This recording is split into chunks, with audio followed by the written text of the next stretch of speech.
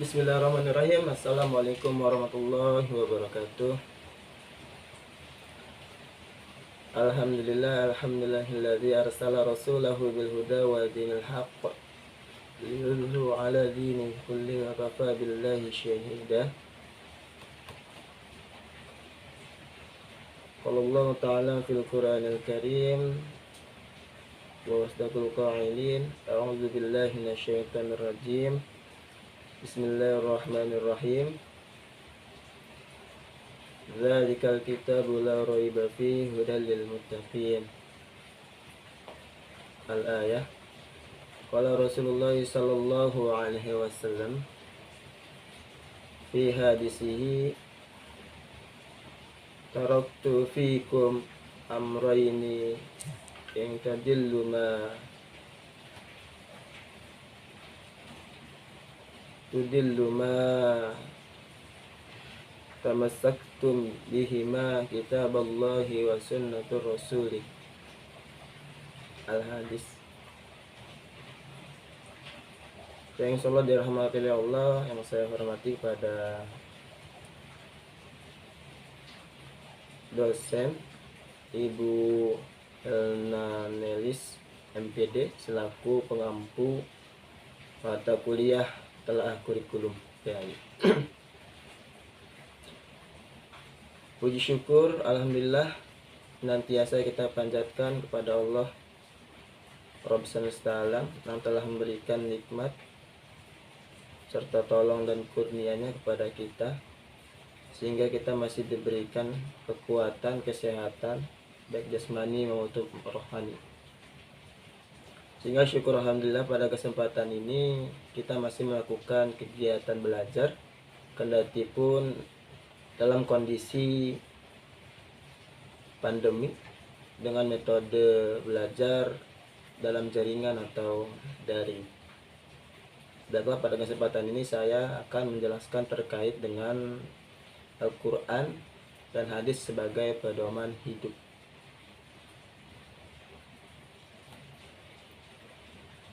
Perkenalkan, nama saya Syalkirom dengan NIM 1912100124, kelas PAID semester 6. Pengertian Al-Quran dan hadis. Yang pertama, pengertian Al-Quran secara bahasa. Kata Al-Quran adalah bentuk kata, benda atau masdar dari kata kerja qoro'a, artinya membaca. Secara istilah, Al-Quran adalah firman atau wahyu berbahasa Arab yang berasal dari Allah Subhanahu wa taala kepada Nabi Muhammad sallallahu alaihi wasallam dengan perantara malaikat Jibril.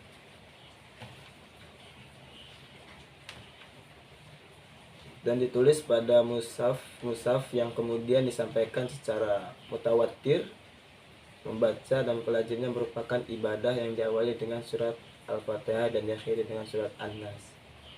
Dalam Al-Quran sendiri terdapat beberapa ayat yang menyertakan nama lain yang digunakan untuk merujuk kepada Al-Quran. Di antaranya yang pertama,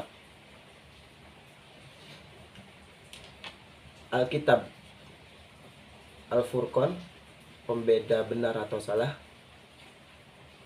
Al-Zikir, pemberi peringatan, Al-Muaidah, yaitu pelajaran atau nasihat, Al-Hukum, yaitu peraturan atau hukum, Al-Hikmah, yaitu kebijaksanaan, Asy-Syifa, yaitu obat atau penyembuh, Al-Huda, petunjuk, At-Tanzil, yaitu yang diturunkan, Ar-Rahmat, yaitu kurnia, Ar-Ruh, yaitu ruh, Al-Bayan, yaitu penerang, Al-Kalam, yaitu ucapan firman, Al-Busyra, yaitu kabar gembira, An-Nur, yaitu cahaya, Al-Basir, yaitu pedoman, Al-Balag, yaitu penyampaian atau kabar, dan Al-Qaul, perkataan atau ucapan. Itu nama-nama Al-Quran yang terdapat dalam ayat. Yang kedua, pengertian hadis. Secara bahasa, kata hadis berarti perkataan atau percakapan, sedangkan secara istilah hadis adalah segala sesuatu yang disandarkan kepada Nabi Muhammad SAW, baik berupa perkataan, perbuatan, dan ketetapannya, yaitu takrir. Sinonim dari kata hadis adalah sunnah. Secara struktur, hadis terdiri atas dua komponen utama, yakni sanad atau isnad, rantai atau perawi, dan matan atau redaksi. Sanad adalah suatu riwayat yang terdiri atas seluruh penutur mulai dari orang yang mencatat hadis tersebut dalam bukunya, yaitu kitab hadis, hingga mencapai Rasulullah SAW. Sedangkan matan adalah redaksi atau isi dari hadis. Adapun keistimewaan Al-Quran, yang pertama itu Al-Quran terjaga kemurniannya. Nah, keistimewaan Al-Quran ini sejak diturunkan hingga akhir zaman kelak, kemurnian dan keotentikan Al-Quran akan senantiasa terjaga. Hal ini karena kemukjizatan yang terkandung di dalam Al-Quran, baik dari aspek bahasa dan uslubnya maupun dari aspek isi kandungannya, yang memang terbukti tak satupun manusia yang dapat meniru atau menandingi semisalnya.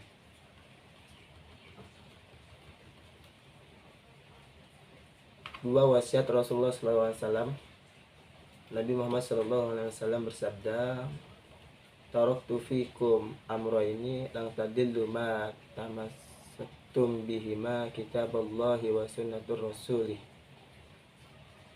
Rasulullah SAW bersabda, "Aku telah tinggalkan pada kamu dua perkara.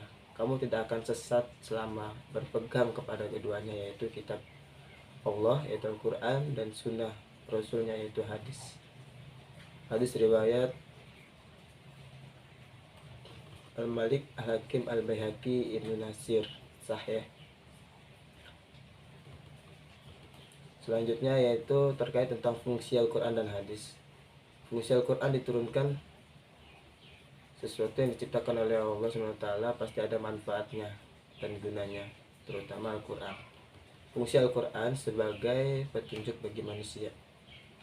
Al-Quran adalah kitab suci yang diwahyukan oleh Allah SWT kepada Nabi Muhammad SAW sebagai rahmat dan petunjuk bagi manusia yang bermanfaat dan bertakwa dalam hidup dengan kehidupannya, sebagaimana sudah dijelaskan dalam muqaddimah, "Dzalikal kitabul la raiba fihi hudal lil muttaqin."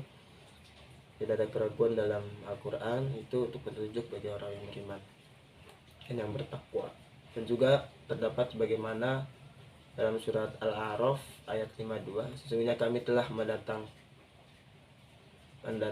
sebuah kitab Al-Quran kepada mereka yang kami jelaskan atas dasar pengetahuan sebagai petunjuk dan rahmat bagi orang-orang yang beriman."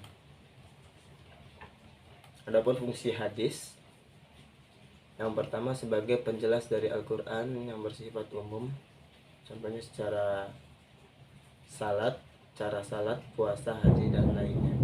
Yang kedua, menguatkan hukum-hukum yang terdapat dalam Al-Quran, contohnya diperintahkan untuk melaksanakan sholat yang bertujuan mencegah perbuatan keji dan mungkar. Mungkin itu yang dapat saya sampaikan, kurang lebihnya mohon maaf apabila ada perkataan yang hak, benar, itu mutlak datangnya dari Allah SWT. Nah, apabila ada perkataan yang salah, tingkah laku yang salah, datangnya dari pribadi. Terima kasih, mohon maaf atas segala kekurangannya. Al-haqqu mir rabbik fala takunanna minal mumtarin. Wassalamualaikum warahmatullahi wabarakatuh.